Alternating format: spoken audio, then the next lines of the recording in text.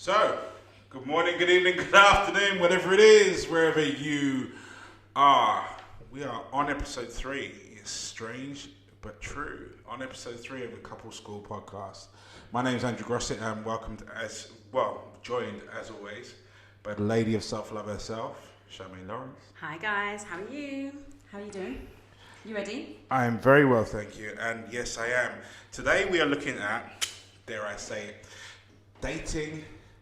Dating highs and lows. Does it work? Doesn't it work? Is it better the old school way? You remember the 3-day rule?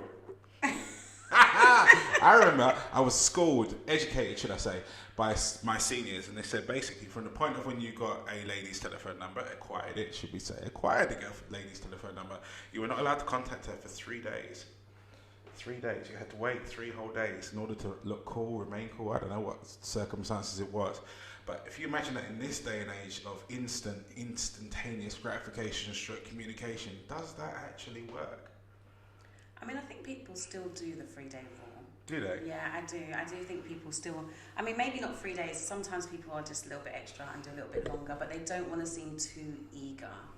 Okay, that's the main purpose of it, not to seem too eager. Not to seem too eager. So, make sure that they know that you've got their number, but you're busy, you're doing stuff. You're not just trying to get them just like that. You're giving them some time to simmer over the fact that they've just met such an amazing person. I'm not gonna lie, I remember back in the day, literally, okay, it's 2 days. No, I can't do it. It's 2 days. It's 2 days. It's 2.5 days. And then we get into the 3rd day. But, if I had my way, I suppose, back in the day, I would have been that eager guy that on day one. Yeah. Texting and trying to communicate. But when we take a look at the dating world now, I suppose what I'm getting at is, has something been missed by some of these old school ways being removed? Because if we take a look at the level of interaction, or should I say lack of interaction, that I see nowadays, it's been a long time since I've been in the dating pool completely, so I'm completely an outsider kind of looking in. But from the people that I talk to and the things that I see a genuine lack of substance within communication, and therefore substance in people's relationships. And what I wonder is, maybe the old school days of, should I throw this word in there, young people are not going to understand, courting. Oh. Is it missing? Yes, courting is definitely missing. Do you know something? I was just talking about this the other day with my daughter, and I was saying to her, when I was younger, you would meet somebody, 3-day rule, they'd contact you after 3 days, you'd go out, and then the vibe would be good, and then they would be like, do you want to be my girlfriend, or do you want us to be in a relationship? Mm-hmm. And you went straight into a relationship, and then you did the whole thing, getting to know each other while you were in a relationship. And she was like flabbergasted that was actually a thing. And I was like, yeah, all this let's date for 6 months and get to know each other and see if we vibe and click. That happened while we were in a relationship. And she was just like, wow, but what if they were a mad person? Or I was like, well, you didn't they were a mad person. Wow, okay. She's like, they might be an axe murderer. What would you? I'm like, well, you don't know someone's an axe murderer, even if you've been dating them or courting them for 6 months. True. But I do think that we're missing that whole element of just fun, getting to know each other.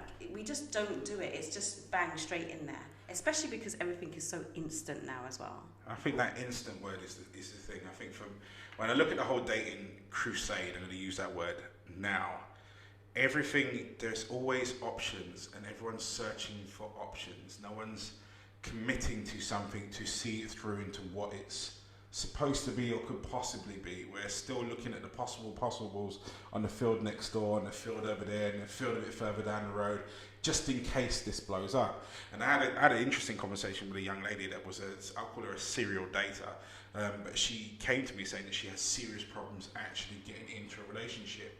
And I was like, well, when it comes to relationships, it's one of those things where you have to pay it forward. You've got to trust builds trust, but you've got to trust it first. So if that's what you want, you've got to be prepared to step into the arena that you want, not try and look at it from the outside in to see if it's the right thing before you're actually into it.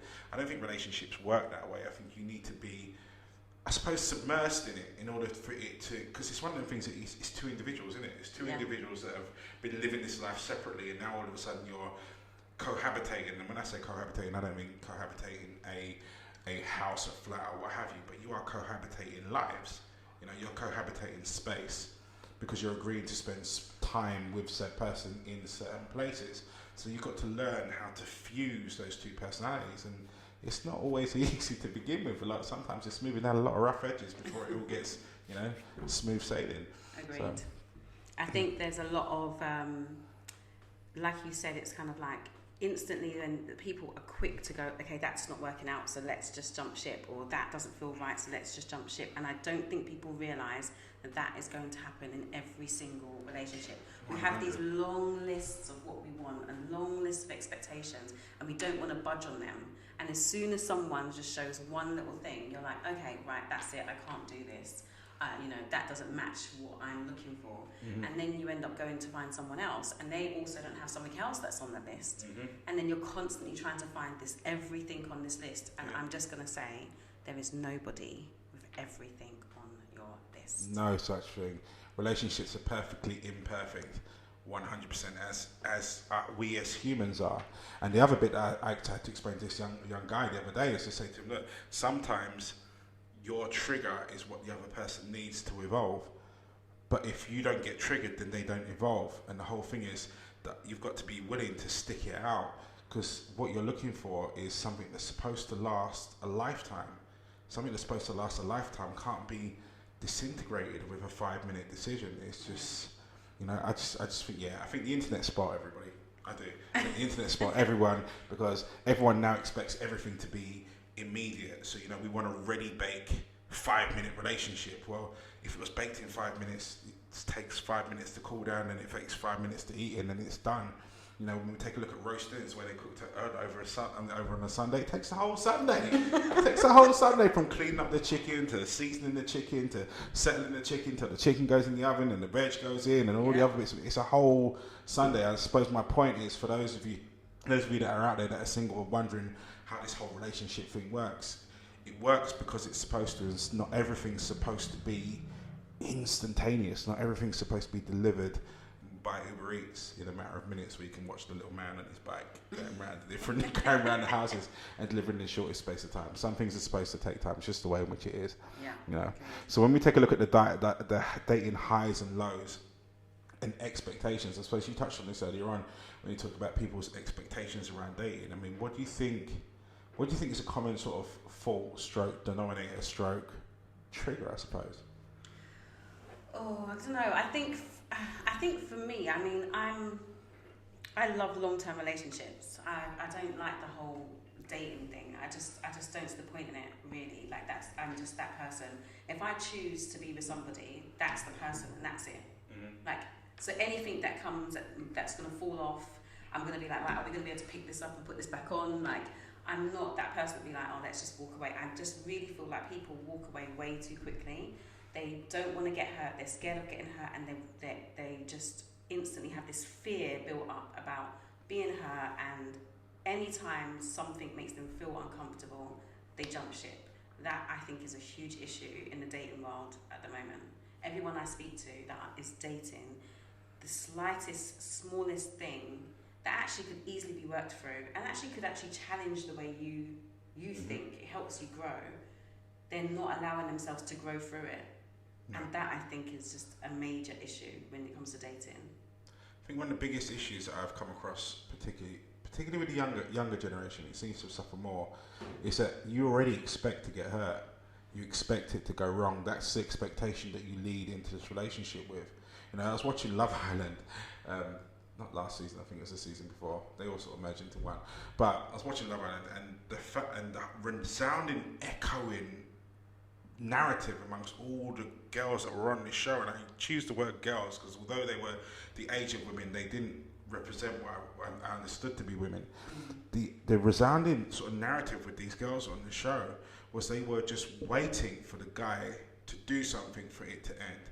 They were waiting for the end, so they were anticipating the end. And the bit that they didn't get was, by anticipating the end, that means that you're searching for the end. If you're searching for the end at the beginning, then what are you going to find other than the end? No? If you go searching for smoke, you will find fire. And sometimes these guys weren't necessarily doing what they expected them to do, but because they were constantly at them at every given point in time, you end up creating it, because at the end of the day, these are two individuals, and if you're consistently calling someone guilty, eventually they're going to look at you and go, well, I might as well just do the crime. Is it just, I might just do that, and then, you know? Yeah. Oh, look, touching the sore point. I was waiting for one. Well, no, I agree. I do agree that there is this whole. I think it's just a very negative view on dating and relationships generally. You know, with everything on social media, across social media, it's so hard to find like topics where they talk about love and relationships in a positive manner. It's always like every single celebrity, oh my God, this happened, this is falling out, this person's falling out. It's always drama, and we're so drawn to it, and we're consuming a lot of this information. And the more you consume all this negative information about relationships, is the more you're going to have a negative view of relationships. 100%. And I just think people don't realise, it's like, what is this celebrity doing? Oh my God, this celebrity's broken up. Oh, they're so cute. Oh no, they're broken up. Oh, they're so cute. Oh, they're broken up. And it's like, you're instantly believing that your relationship's going to break up because of something. Yeah. Like you said, and I just think you have to grow through all of the things that's going on. There's triggers. All of us have triggers and pain points, and as soon as someone touches it, we run. And it's like, they just stand there for a bit.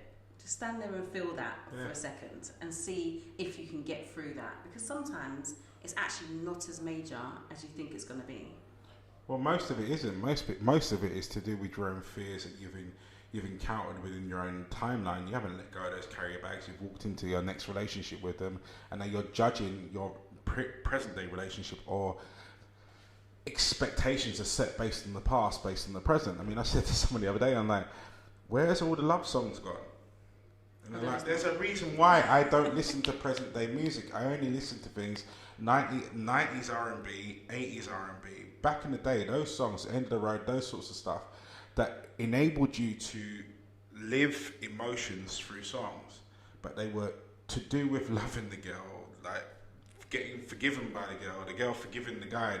They were about real stuff. When I listen to music nowadays, it's no wonder that the younger generation are finding it hard to connect to each other, because there's nothing out there telling them that they need to connect in the first place. Yeah, it's all temporary, superficial touches. I can't even call them connections, really.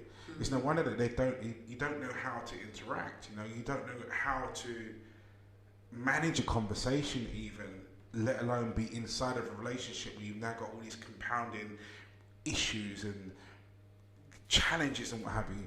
Now, when you take a look at people that have been together, and we all do these whole couple goals when you see these old people that are really cute. You know what I mean? You see these videos that put out, and person's been away and holiday, comes back to the airport, and you know, these two old people really taking ages to get to each other across the hallway, but they eventually get there, and then there's this really long hug, and you don't know whether someone stopped breathing or not. But like, you see that, and then you see these other videos where you've got, again, old couples that have been together for a serious amount of time, that can finish each other's sentences, that are just happy being with each other, and everyone puts couple goals to it. And you not realise that these people have been through 60, 70, 80 years. It's not been easy. It's 60, 70, 80 years of challenge, because that's what life is. In order to evolve, it must be challenged. In order to change, there must be challenge. You know, so when it comes to you looking at your relationships, in order for you to get to that goal, where these people are, you need to have gone through, or be willing to stick through all of the stuff that goes with it. You know, I say to people when it comes to relationships, you know, the one thing you can say is that you'll love your person for the duration of your relationship. You won't like them for all of it. There are some periods of time there are some periods of time in your relationship where you're not gonna like your person. Doesn't mean they're not your special person. Doesn't mean they're not your best friend. Doesn't mean that they're not your person that you wouldn't go to war for, lay your life down for.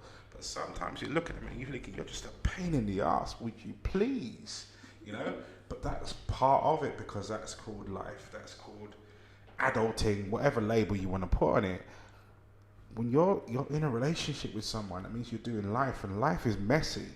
And if you're going to hit the fire exit every time something gets messy, it's no wonder that also equates to being lonely. You know, 100%. So what do you think are the biggest fears involved in dating. Have you ever experienced the fear about being in a relationship? I'm a very Disney person. I'm Disney. I am so Disney. It's ridiculous. Favorite Disney movie? Sorry, slightly off track. Now I've got a fellow Disneyant. Yeah. Are you a Disney person? Oh, 100%. 100%. I love everything Disney. My favorite. Oh gosh, you're gonna make me choose. Aladdin. Okay. I love Aladdin. Aladdin. I love Ariel as well. Yeah, no, I'm not a Mermaid fan. No. Beauty and the Beast, definitely. Oh, okay. Lion King, my top. Top of the tops. But no, Aladdin's got me. I love Aladdin.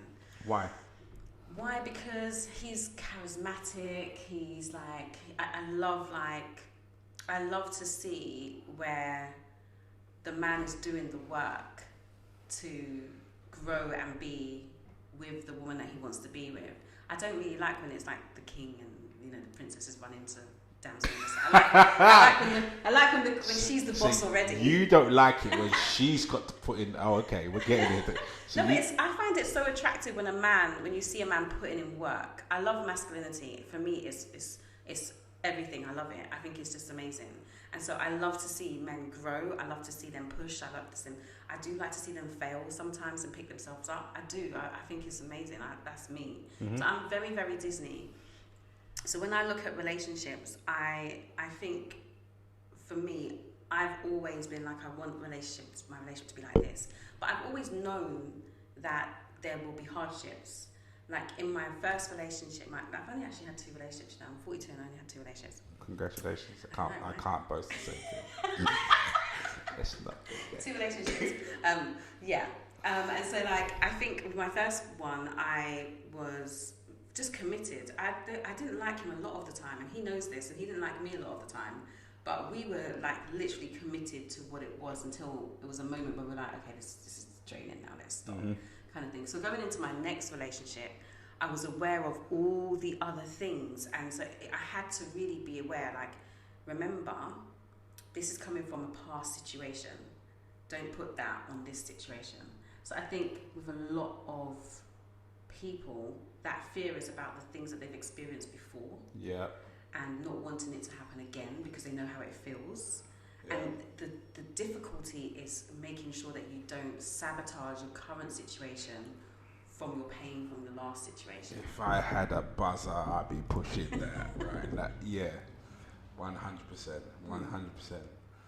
I think where it's an age-old phrase, where your focus goes, your energy flows. And if you're constantly looking for that which has hurt you in the past, it's no wonder you repeatedly find it in your present, and it will continue to show up in your future. Your the things that happen in your timeline, the pain, you've got to somehow try and find a way to detach the pain from the lesson. The pain you need to feel, because it's the rough end of that is not something that you want to go through again, but the lesson is submerged within the pain of how not to let that happen again. And it's not by focusing on that sole thing, repeatedly thinking, I don't want to find this guy again, I don't want to find this guy again, I don't want to get cheated on again, I don't want to get hurt, I don't want to get whatever that I don't want is. That's not the answer. It's not focusing on the I don't want isn't the answer. Finding the lesson in there that goes, well, okay, this is how I grow. That's the answer. And I think you're 100% right. A lot of people, I say it all the time, are trying to drive forwards by looking in their rearview mirror. Inevitably, you are going to crash. You're going to crash because you're not focused on where you're going. You're focused on where you've been, and that's never a recipe for anything sensible or anything long-lasting. Here's an interesting subject. Where do you think sex fits into the dating world? This would be an interesting one. Okay, it just fits. On the first date. On the first date or not? I mean, are we... Okay, so this is the thing, yeah? Because are we dating for an intentional relationship, or are we just dating for dating? Either way, take the 2 subjects. On the first date or not? For me personally, no. I like to play hard to get. Okay. Yeah, I do. But I don't think it's a problem. I think if people choose to, they choose to. I do think though, based on conversations with 5 brothers, that they do believe that a woman that they can have sex with on the first date makes them feel like she would have done that with other people, which doesn't make them feel very special. Do you not think that that's a fear-led thing in itself? Yeah, like for me, I don't feel like there's any real big deal about it. Mm-hmm. But I'm Disney in it, so. Okay.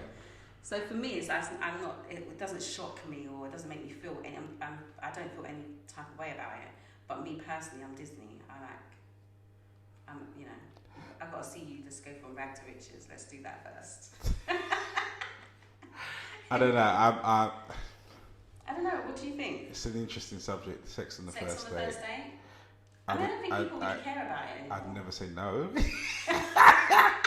Never say no. Yeah, no, that's what you're fishing for. I'd never say no. No, I don't think there's anything wrong with it. Do you think you lose interest if you have sex on the first date straight away? No, because I think your interest was already locked before you even went on that first date. I think when you first take a look at someone, you know whether or not someone is a possible long-term or a possible short-term. I think that decision was already made. It certainly is for me. So it doesn't make a difference. So if Not it's a really. short term and you have sex on the first date, it doesn't make a difference. It doesn't. For me personally, doesn't make any sort of impact on your shelf life. You know, if you and I met and do you think that's an age thing? I think I've always been that way. I think I understand it more now. Mm-hmm. I didn't understand it when I was younger, which is what led to a few triggering conversations or situations or what have you. I didn't really understand it when I was younger. I understand it more so now in my years to understand that I'm quite a perceptive person, and when I look at someone or I start speaking to someone based on that interaction, I kind of know whether or not this is going to be someone that I might be bringing home to my mum or someone I might be dropping off at the bus stop. I know between the two. Yeah. So whether or not the sex happens on the first date, second date, or third date really is irrelevant, really, to me. Yeah. I think coming from a female perspective, I think a lot of the times women feel they're going to be judged for those decisions. Whether they're judged by other women or judged by the man themselves, I think a lot of the time women make decisions based on what they think other people think and feel, 100%. rather than what they think and feel. I don't think it's just restricted to women. I think it's the same thing with guys as well. Do you think? 100%. Guys are so preoccupied with whether or not you look weak or not. We want to look strong at all possible points because we understand that is also receptive to the other side. So I think that sometimes a lot of guys the relationship ends up being a one night stand because they're too afraid to say that they cared from the start. They're too afraid to say to the woman, you know what, actually, I wouldn't mind this being a long term thing. I wouldn't mind being in a relationship. It's hard to say that as a guy without sometimes to some people feeling that I might be sounding a little piece soft. You know, rather than actually realizing that actually setting the benchmarks from the start and going, right, okay, cool, this is what I want. It's actually probably the most masculine and male, the sort of leadership type thing that you could possibly do in a scenario. And go, look, either I want this to be a short-term thing, or I quite like you and I wouldn't mind spending more time with you, and I want it to be a longer-term thing. You know? Okay. Interesting perspective. I mean, the other thing I wanted to touch on today, and it's a big thing, is terms of apps. Oh. Apps and the apps that are out there and how they're affecting the dating world. The dating world, and not just the dating world, the individuals in the dating world, because I think the two subjects are kind of separate. Have you ever used a dating app? No. Have you even ever Actually, no. That's a lie. That's a lie. That's a stone cold lie. I did interfere with that thing, Plenty of Fish, for a little while. Yeah. But not really seriously. And I think here's the thing. I think any app that enables communication is a dating app. Because I think actually, technically speaking, depending on what your perspective is or what your desire is, Instagram's a dating app. Yeah.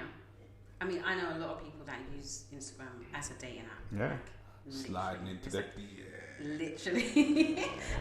It fully is for some people. I've downloaded Bumble once. Yeah. And What is Bumble? Bumble is a dating app as well, but the woman basically is the one that makes the first move. So, interesting. so I've downloaded it and I was like, I just can't put my picture up. I just cannot pull my picture up. So you were on Bumble anonymously. I went on to Bumble. I Did put you all the use your real information name? in. Did you use your real name? Yeah, I did, but I didn't put my picture up. But what I found interesting is it made me so like literally superficial. Yeah. I was like, nah, no, don't like your eyebrows, don't like it. I didn't even think to stop and read anything if the person didn't look the part. And most of these people I would have talked to if they just stopped me on the road. But because it was just, I felt like I was going shopping. Yep. But so, you are. That's nice. Oh, that's nice. Oh, that's not nice. No, I don't like there that. you are. And I just thought, what am I doing? This is, it gets addictive. What, saying no? Saying no gets addictive. It gets Swipe addictive. left, I'm like, swipe left. okay. Is it What do left you think or of this right? one? Which And one? then I would screenshot it and send to the friend, like, what do you think? Should I even bother? No, I don't like the fact that his little fingernail is long. Like, it was like so many stupid small things. It's like, this would not bother me in the real world. So for me, I just find it makes you really superficial. It's great if you're looking for someone to sleep with, though. I don't think it is. It is. It's really easy. Yeah, easy doesn't make it right. No, I never said it was right. I said if you wanted someone to sleep with, it's very easy to get someone to sleep with on these apps. Okay, let's put it this way. I think finding someone to sleep with is easy irrespective of your situation. Whether that be on an app, in a supermarket, or what have you. If you just want to find someone that you wanted to toss the sheets with and swing from a chandelier or two, you can do that from walking down the high street. And, you know, you can. I think with these apps here, they, as you said, it makes you quite superficial. And if you're superficial in your search, you're going to be superficial in what you find. Yeah. You know, so where you're going left, or right, whatever way it is that you're swiping, but swiping to say no, based on the visual impact. We all know, like, social media is nothing other than one big stained glass window of everyone's best possibles. Well, that's what these people are putting in front of you, and that's what you're choosing by. And I think a lot of people out there are using these apps to try and find longevity, but your search parameters or filters are switched to short term. Yeah. Is there any reason as to why? And that's why I wanted to bring up, is there no wonder why that your long-term search based on short-term needs doesn't equate to your actual goal, which is to interact with someone. As you quite rightly said, most of the people that you swipe left off or right off to say no because of their fingernail, their Hawaiian shirt, their whatever it is it may be, where people, if you had bumped into them in a restaurant or on a road or on a bus or in a nightclub, would probably have given him the time of day at least to work out whether or not that personality was right. Yeah, definitely would have. And I think that's the key factor here. Is like, even if you're looking to sleep, like most people, I would say, even if you put the guys on the going, right, well, I'm after a one night stand, blah blah blah. Secretly, deep down, really, what you want is someone to actually settle down with and be in some form of relationship with, because sexual interaction is a form of relationship. You can't go back to how it was before you see someone naked. After you've seen them naked, or after you've kissed, or after you've done what have you, you've formed a relationship with them. But most definitely, if you're looking for something that's long term, that's going to turn into something that you're going to consider to be a lifetime thing, or a long term thing, or a medium term thing, then it's got to be done based more on just what your profile pic looks like with X amount of filters on it. And but I don't think people know what they're really looking for. They know they want a relationship, or they're supposed to be in a relationship, or they want longevity, but I don't think they really know what that looks like. I think people are like, okay, we want to be with somebody, but they actually, I don't think people are looking at the long term. What do you want? It's like, oh, I want to be with someone, I want someone to treat me right, and I want to get married, and I want a big wedding. No, but actually people are not looking at what the long term, like, we're talking, like, as you said, you're spending your life with someone. They're not looking at that end goal, what that end goal looks like. They're looking at right now, I want to do this, I want to be in this situation, because if I'm not, especially a lot of the women I speak to, it's like as soon as they hit like 30, 35, they're like, oh my God, I'm single. Like, I need to be in a relationship, or people's going to say this, or people are going to say that, or, you know, I'm off the shelf, like no one's going to want me, all this kind of stuff. And I'm just like, I don't understand. I mean, you're not going to have any issues. Really, it's just you're being very picky. People hate when I say that, but people are being really picky. if you're actually looking for something long term, Mm-hmm. actually have conversations. Yeah. This whole, hi, how you doing? What are you doing today? Like, have real conversations. And don't be afraid to say what you want and Yeah. to say what you like and to say what actually turns you on, what doesn't turn you on, what you're looking for, what kind of person, whether or not you want like someone that goes shopping with you on a Saturday or a Sunday. Like, I think people miss the meat between the bread, so to speak, when it comes to this sort of thing. We're very good at saying, "No, I want to get married, and I want to get married by the time I'm this age." So we're great at setting these expectations for ourselves, but you haven't done the work backwards and going, okay, right, well, if I'm looking to get married by this date, then who am I looking to get married to? You know? And then that, believe it or not, I feel starts with you. You know, I started the book, I need to finish writing it. Date you first is what I called it. And that's because after speaking to X amount of people that were searching for someone, the reason why they couldn't find their person is because they didn't know who they were. Yeah. They didn't know who they were, so because they didn't know who they were, they didn't know who they were looking for, and therefore that's why they kept picking the wrong persons. Because it's a bit like, you know that whole, what's that, the game show where people spin the big wheel, Yeah. thinking around, that one. It's a bit like doing that, you know, you might land on the right square, but there's one square that's the right square and then about 50 others that aren't. You know, and it's no wonder why they keep repeatedly landing on the wrong one, because you're just Wheel of Fortune, spinning the Wheel of Fortune against something that is for life and is serious, but starts with you. Starts with you. Agreed. Okay. Well, look, that brings us to the end of today's episode. Interesting one. Dating. Does it work? Does it not work?